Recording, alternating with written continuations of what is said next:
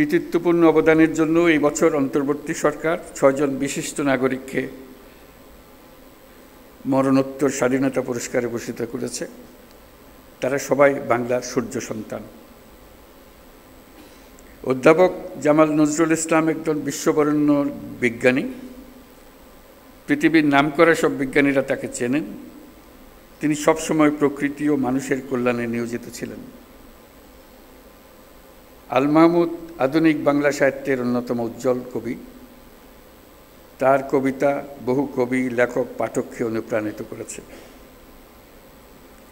বিশ্বের শীর্ষস্থানীয় বেসরকারি উন্নয়ন সংস্থা ব্র্যাকের প্রতিষ্ঠাতা স্যার ফজলে হোসেন আবেদ 1971 সালে বাংলাদেশের স্বাধীনতা যুদ্ধের সময় ও পরবর্তী সময়ে তিনি বাংলাদেশ গড়ার কাজে নিয়োজিত ছিলেন। লন্ডনের ফ্ল্যাট বিক্রির টাকা দিয়ে তিনি ব্র্যাক গড়েছিলেন। প্রান্তিক গরিব মানুষের জীবনমান উন্নয়ন সহ বহুমুখী কাজে ব্র্যাক এখনও গুরুত্বপূর্ণ ভূমিকা রেখে চলেছে। লেখক ও বুদ্ধিজীবী বদরুদ্দিন ওমরকে রাষ্ট্রীয় সম্মাননা জানাতে পেরে আমরা আনন্দিত ও সম্মানিত। তার সম্মাননা স্মারক আমাদের পরের প্রজন্মের জন্য অনুপ্রেরণা হিসেবে জাতীয় জাদুঘরে সংরক্ষিত থাকবে। বাংলার সঙ্গীত ও আর্টের দুই উজ্জ্বল নক্ষত্র আজম খান ও নবের আহমদ। পূর্ব বাংলায় নবেরার হাতেই প্রথম ভাস্কর্যের উদ্বোধন হয়। তিনি আধুনিক ভাস্কর্যের পথিকৃৎ। আর বাংলা পপ গানের সম্রাট আজম খান মহান মুক্তিযুদ্ধে গান গেয়ে এদেশের তরুণদের অনুপ্রেরণা জুগিয়েছেন। তিনি সমাজের বঞ্চিত মানুষের জন্য গান করেছেন।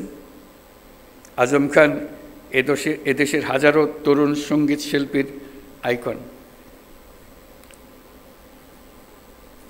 যে জেনজি প্রজন্ম জুলাই গণঅভ্যুত্থানে নেতৃত্ব দিয়েছে তাদের অনুপ্রেরণার নাম বুয়েট শিক্ষার্থী আবরার ফাহাদ।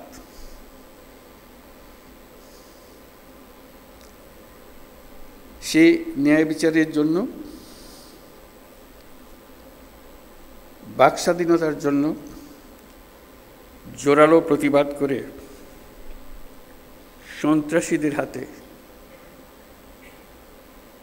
নিহত হয়েছিল। তাকে স্মরণ করে তাকে রাষ্ট্রীয় সম্মাননা জানাতে পেরে জাতি গর্বিত। যারা আজ এই সম্মাননা পেলেন তারা জীবদ্দশায় এই প্রাপ্তি দেখে যেতে পারেননি। এটা অত্যন্ত বেদনাদায়ক। আজকের দিনে তাদের অবদানকে আমরা কৃতজ্ঞতার সঙ্গে স্মরণ করছি। স্বাধীনতা পদক প্রাপ্তদের স্বজন যারা আজ এখানে উপস্থিত আছেন তাদের প্রতি আমার শুভেচ্ছা ও সহমর্মিতা জানাচ্ছি। জাতীয় জীবনের বিভিন্ন ক্ষেত্রে অনন্য অবদানের স্বীকৃতি হিসেবে আজ আপনাদের স্বজনরা সর্বোচ্চ রাষ্ট্রীয় পুরস্কার পেয়েছেন। দেরিতে হলেও তাদেরকে এই স্বীকৃতি ও সম্মান প্রদান করতে পেরে আমরা সবাই আনন্দিত, দেশের সবাই আনন্দিত। তাদের কাজ যুগ যুগ ধরে